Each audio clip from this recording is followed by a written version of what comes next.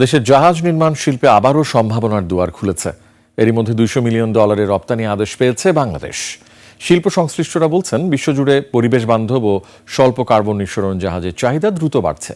যেসব দেশ এই মানের জাহাজ তৈরি ও রপ্তানি করতে পারবে, তারাই আগামী দিনে সামুদ্রিক অর্থনীতির নেতৃত্ব দেবে। বাংলাদেশকে এ লক্ষ্যে পৌঁছাতে হলে শিল্প মালিকদের পাশাপাশি সরকারের নীতি সহায়তা জরুরি বলেও জানান তারা। বিস্তারিত সঞ্জয় অধিকারীর রিপোর্টে। ওয়ালটন এখন দেশের সীমানা পেরিয়ে পৌঁছে গিয়েছে 50টিরও বেশি দেশে। ওয়ালটন, ঘরে ঘরে বিশ্বজুড়ে। 2008 সালে বাংলাদেশ থেকে প্রথমবারের মতো ডেনমার্কে জাহাজ রপ্তানি করা হয়। এরপর 2010 সালে জার্মানিতে সমুদ্রগামী জাহাজ রপ্তানি করে আন্তর্জাতিক অঙ্গনে পরিচিতি মেলে, যার পরিপ্রেক্ষিতে 2017 সালে এই শিল্প থেকে $65 মিলিয়ন রপ্তানি আয় আসে।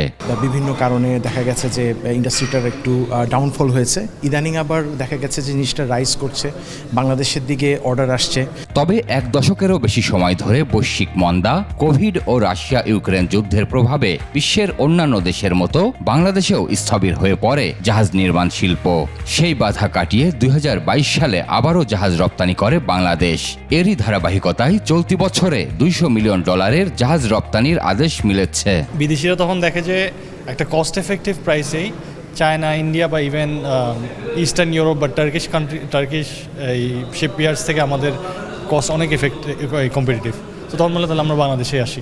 গুণগত মান বজায় রেখে নির্দিষ্ট সময়ে হস্তান্তরের লক্ষ্য পূরণ করতে কাজ করছে দেশের জাহাজ নির্মাণ শিল্প প্রতিষ্ঠানগুলো। এতে করে আগামীতে এ খাত থেকে আরও বেশি রপ্তানি আয় সম্ভব বলে মনে করেন সংশ্লিষ্টরা। ওয়ার্ল্ড ওয়াইড প্রায় আপনার 400 বিলিয়নের ইয়ারলি শিপ বিল্ডিংয়ের চাহিদা আছে। আমরা যদি সেখানে $2 to $3 বিলিয়ন অর্ডার যাওয়ার, আমরা সব শিপইয়ার্ড মিলে যদি একটা পাওয়ার চেষ্টা করি, তাহলে এটা দেখা যায় আমাদের দেশের জন্য একটা বিশাল ব্যাপার। মেরিন বিশেষজ্ঞরা বলছেন, সাগর দূষণ মুক্ত রাখতে আগামী দিনে কোনো কার্বন নিঃসরণকারী জাহাজ চলবে না। কয়েক বছরে প্রায় 15,000 জাহাজ স্ক্র্যাপ হবে। এই পরিবর্তিত বৈশ্বিক পরিস্থিতিতে বাংলাদেশের জাহাজ নির্মাণ শিল্পের জন্য বড় সুযোগ তৈরি হয়েছে। ক্লাইমেট চেঞ্জের জন্য সবচেয়ে বড় যে জিনিসটা হচ্ছে গ্রিন শিপ লাগবে। অলরেডি $200 মিলিয়ন অর্ডার এনেছে। আমাদের টার্গেট যেন 27 সালের ভিতরে 1000 করতে পারি। 4 লক্ষের ভিতরে 1000, খুব কম পার্সেন্টেজ, এটা সম্ভব। বর্তমানে সিঙ্গাপুরের 75% জাহাজ নির্মাণকারী শ্রমিক বাংলাদেশ থেকে প্রশিক্ষণ প্রাপ্ত। সুযোগ কাজে লাগাতে পারলে জাহাজ রপ্তানির পাশাপাশি বিপুল সংখ্যক দক্ষ কর্মীও রপ্তানি করতে পারবে বাংলাদেশ, বলছেন খাত সংশ্লিষ্টরা। সঞ্জয় অধিকারী, 21 টেলিভিশন, ঢাকা।